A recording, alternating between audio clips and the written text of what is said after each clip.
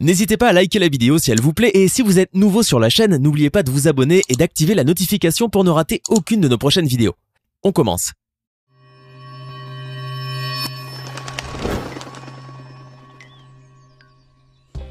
Bonjour et bienvenue à tous. Il s'agit certainement d'un des plus vieux métiers du monde et probablement aussi l'un des plus lucratifs. La mendicité dans la rue et dans les espaces publics est de nos jours une véritable tare sociale que même les gouvernements des pays développés n'ont pas réussi à éradiquer. Et souvent, ce sont de faux mendiants. Ils sont légion dans les grandes villes, plantés dans les grands boulevards à côté des feux rouges ou dans des endroits piétonniers aux abords des magasins. Ils se déguisent et s'habillent de vilaines guenilles pour paraître misérables et nécessiteux alors qu'en vérité, ils gagnent bien plus que vous. Alors installez-vous bien car aujourd'hui, nous allons découvrir 8 faux mendiants pris en flagrant délit. On commence. Les faux mendiants sont passés experts dans l'art des fausses prothèses et autres artifices pour se créer des difformités ou des handicaps de toutes pièces, toujours dans le but de paraître le plus misérable possible afin de susciter la pitié et la compassion des gens. Ces vils stratagèmes fonctionnent finalement assez bien, puisqu'on note une recrudescence de ce genre d'escroquerie. Les escrocs n'hésitent pas à arnaquer les gens de la pire des manières en se servant de leur générosité. En Afrique du Sud, un escroc se faisant passer pour un mendiant amputé à la taille s'est fait ainsi démasquer par des riverains lassés de voir des honnêtes gens tomber dans le piège. Le faux mendiant était prostré en effet dans une position qui donnait l'illusion parfaite d'un buste humain posé à même le sol, et les vêtements amples qu'il portait complétaient le tableau. Avec une telle posture, cet escroc pouvait facilement accrocher le regard des passants, ce qui multipliait grandement ses chances d'avoir des oboles assez conséquentes. Les riverains ont donc décidé de mettre un terme à cette mascarade et ont pressé l'escroc de quitter leur quartier illico presto. Comme par magie, il dévoila la partie inférieure de son corps, à la manière d'un artichaut qui pousse du sol. Avec ses pieds fraîchement sortis, le faux mendiant quitta le quartier pour ne plus grand soulagement de ses habitants. Parti sûrement à la recherche d'un autre endroit où il pourra sévir de nouveau. Au Nigeria, le pays le plus peuplé d'Afrique, la mendicité est devenue endémique à tel point que certains États, dépassés par le phénomène, l'ont interdit tout simplement, sous peine de sanctions. Mais ces restrictions sont apparemment sans beaucoup d'effet, puisque les mendiants pullulent toujours dans les grandes villes comme Lagos ou la capitale Abuja. Au pays dont le nom est associé à plusieurs arnaques mondiales, les escrocs sont légion, et les faux mendiants aussi. C'est ainsi qu'un arnaqueur des cœurs sensibles s'est fait prendre à jouer la comédie pour s'attirer la pitié des passants et aussi leur argent. Le faux mendiant faisait semblant d'avoir une grave blessure au bras qu'il portait en écharpe. Cependant, son jeu et les pansements maculés n'ont pas réussi à tromper la vigilance des habitants du quartier. Ces derniers ont escorté Manu Militari, l'escroc, et l'ont obligé à révéler sa supercherie devant la caméra qui le filmait, tandis qu'il enlevait ses bandages, découvrant une main et un bras sains. Outrés par la bassesse de ce comportement, les riverains ont ensuite fait la morale à ce jeune escroc qui affichait un air dépité et plein de remords, alors qu'il réfléchissait plutôt à une nouvelle arnaque qui serait cette fois indécelable. En Russie, il fait bien trop froid pour qu'un mendiant se permette de faire la manche, assis à même le sol. Des mendiants intelligents ont alors trouvé la parade en installant de faux mendiants dans les endroits à forte fréquentation des passants, comme les stations de métro. Dans une vidéo partagée par un sniper d'internet, on peut voir un mendiant encapuchonné et accolé au mur portant une pancarte sur laquelle est écrit « Aidez-moi, j'ai faim ». Touchés par ce message et par la posture du mendiant qui semble transi de froid, beaucoup de passants n'hésitent pas à déposer quelques billets dans la coupelle posée devant lui. Mais contre toute attente, un homme s'approche et se penche pour ramasser l'argent, sans aucune réaction de la part du mendiant, qui se révèle n'être qu'un simple mannequin en plastique vêtu de vêtements pour hommes afin de duper les gens. Une méthode immorale certes, mais très ingénieuse puisqu'elle permet à son auteur de gagner sa vie sans se geler le popotin dans la rue. Avant de continuer, il est temps de répondre à la question du jour. Aujourd'hui, il s'agit de culture générale. Dans quel pays du monde les mendiants peuvent-ils toucher les salaires les plus hauts? Est-ce option A, la Suède? Option B, les États-Unis. Option C, les Émirats Arabes Unis. Réfléchissez bien et écrivez ce que vous pensez être la bonne réponse dans les commentaires. Réponse tout à l'heure, avant la fin de la vidéo. Les New-Yorkais, comme les habitants de la plupart des grandes villes, ont fini par s'habituer au phénomène de la mendicité qui n'épargne aucun boulevard ni avenue. Mais certains mendiants ayant le sens des affaires se positionnent dans des endroits stratégiques, près des établissements financiers par exemple, ou à côté de grands magasins chics. C'est le cas d'une jeune mendiante handicapée qui avait élu domicile sur la 5e avenue, une artère importante de New York, bordée de magasins de luxe et célèbres dans le monde entier, au même titre que les Champs-Élysées à Paris ou Oxford Street à Londres. La mendiante parcourait inlassablement la grande avenue avec une grande peine. Oui, elle se déplaçait pliée en deux comme un crochet en s'appuyant sur des béquilles pour équilibrer sa marche. Elle offrait là un spectacle triste et pathétique sur la condition humaine. Les passants, éternellement pressés mais généreux de la ville de New York, prenaient toutefois la peine de s'arrêter pour mettre quelques billets dans le bol de cette pauvre dame, tant sa vision les émouvait.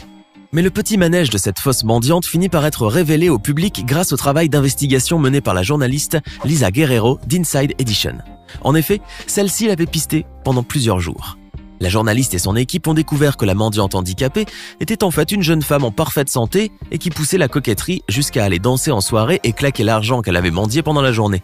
Confrontée aux faits par la journaliste, la mendiante s'est esbignée. Mais comme tout bon acteur, elle n'a pas oublié son personnage et s'en est allée en continuant à jouer le rôle de la fausse handicapée, qui, comme on l'a vu, lui est rapporté gros et avec lequel elle pourrait décrocher l'Oscar de la meilleure actrice. Comme on l'a vu, la mendicité n'épargne quasiment aucun pays et les stratagèmes utilisés par les faux mendiants qui simulent l'handicap sont nombreux et pratiquement indécelables, même pour un œil averti. Pourtant, au Pakistan, un escroc qui excelle dans l'art de dissimuler ses membres supérieurs, faisant croire à leur amputation au niveau des épaules, se fera finalement démasquer par un officier de police en civil. Le faux mendiant avait habilement caché ses mains sous ses amples habits et faisait la manche à un feu rouge.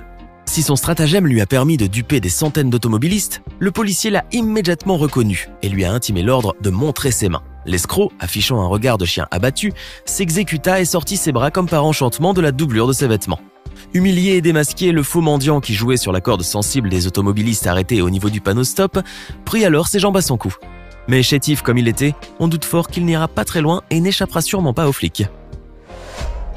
Les faux mendiants, on a vu, n'hésitent pas à se déguiser et à adopter des postures faisant penser qu'ils sont handicapés et qu'ils ne peuvent donc subvenir à leurs besoins pour tenter de soutirer de l'argent aux âmes sensibles. Mais quand ces escrocs souhaitent gagner le gros lot, ils s'affichent alors avec des enfants innocents dont ils ont la garde et les font participer malgré eux dans la mendicité. Eh bien, quand on croit que ce genre de méfait n'arrive qu'au tiers-monde, l'on est surpris d'apprendre qu'aux États-Unis, une mère utilise son propre enfant afin de faire la manche. Et la surprise est d'autant plus grande lorsqu'on sait que la dame en question est une fausse mendiante qui passe ses journées à mendier près des centres commerciaux avant de s'en aller au volant d'une Mercedes d'une valeur de 35 000 $. La jeune femme avait trouvé une combine gagnante. Elle s'affichait avec un faux ventre de femme enceinte, en tenant un jeune enfant par la main et en brandissant une pancarte portant l'inscription « SVP, aidez-nous ». La fausse mendiante jouait ainsi sur la corde sensible des mères de famille qui venaient faire leurs achats au centre commercial. Son petit manège lui permettait de se faire dans les 100 000 $, soit plus d'argent que n'auraient jamais gagné tous ces généreux donateurs. C'est grâce au travail d'enquête de la chaîne locale KGTV de San Diego que la fausse mendiante fut démasquée. Elle a pu remonter ses traces grâce au numéro de la plaque d'immatriculation de sa voiture de luxe. Les journalistes ont aussi été étonnés de découvrir que la fausse mendiante louait pour 2 500 $ par mois un appartement huppé au nord de San Diego où elle vivait avec sa famille avant de déménager suite à la découverte de son infâme business. La mendicité est tellement lucrative qu'elle est bien souvent régie par tout un sombre réseau parallèle qui gère les points les plus rentables de la ville et les plannings des mendiants comme une véritable PME. En Australie, la police de Melbourne a démantelé un réseau de faux mendiants qui était admirablement bien rodé et dont les protagonistes en tiraient plusieurs centaines d'euros par jour. Le réseau fut surnommé le syndicat asiatique organisé de faux mendiants. Il aurait permis de fournir passeports et visas touristiques à des citoyens chinois qui, dès leur entrée sur le territoire australien, commençaient à faire la manche. Ce sont près de 7 personnes qui ont été inculpées de mendicité et de possession de biens soupçonnés être des produits du crime, puisque la police a saisi plus de 1 000 $ lors des arrestations. Certains des inculpés portaient sur eux des reçus de change indiquant que les dollars australiens avaient récemment été convertis en yuan chinois et envoyés en Chine via le transfert international. Ces faux mendiants chinois ont très certainement déjà pu rentrer dans leurs frais de voyage qui représentent tout un investissement financier. Il faut dire que la mendicité est devenue un véritable business qui rapporte gros, qu'il manque de peu pour qu'elle soit cotée en bourse. En Chine, qui demeure le pays le plus peuplé au monde, le phénomène de la mendicité a pris une ampleur à nul autre pareille, au point d'excéder la population qui en a marre de voir des parasites jouir du salaire de leur dur labeur. Dans une rue d'Altai, une ville de la région autonome ouïghour du Xinjiang, au nord-ouest de la Chine, un mendiant soi-disant handicapé va se faire démasquer par un passant. Le faux mendiant était couché sur une planche à roulettes et se déplaçait à l'aide de ses mains pour faire croire qu'il était amputé de 2 jambes. L'illusion qu'il avait créée sur son handicap était quasiment parfaite à tel point que les gens s'offusquaient en voyant le passant s'acharner sur lui. Mais ce dernier les informa que c'était un faux mendiant en disant qu'il l'avait croisé le matin même à l'arrêt de bus, debout sur ses jambes et en parfaite santé. Les gens outrés d'abord par la scène furent finalement choqués de constater que l'histoire du passant était vraie et que l'amputé des jambes n'était qu'un minable escroc qui profitait de la sensibilité des gens pour gagner sa vie. En effet, le passant, agacé par le fait de passer pour un vilain persécuteur d'handicapés, finit par perdre patience et enleva le pantalon du faux mendiant pour révéler l'ignoble supercherie. Le vil personnage s'était en fait attaché les 2 jambes d'une manière très efficace. Cela exigeait de lui un grand effort de contorsion. Pathétiquement allongé sur le ventre pour paraître misérable, il inspirait vraiment la pitié. Le passant triomphant a ainsi pu démasquer cet usurpateur qui, sans pudeur aucune, prit la fuite toujours en rampant sur sa planche à roulettes. Alors, que pensez-vous de ces faux mendiants? Lequel d'entre eux avez-vous le plus détesté? Donnez-nous votre sentiment dans les commentaires. Sinon, c'est aux Émirats, plus précisément à Dubaï, que des mendiants arrivent à se faire plus de 73 000 $ par mois. J'espère que vous avez été nombreux à trouver la réponse.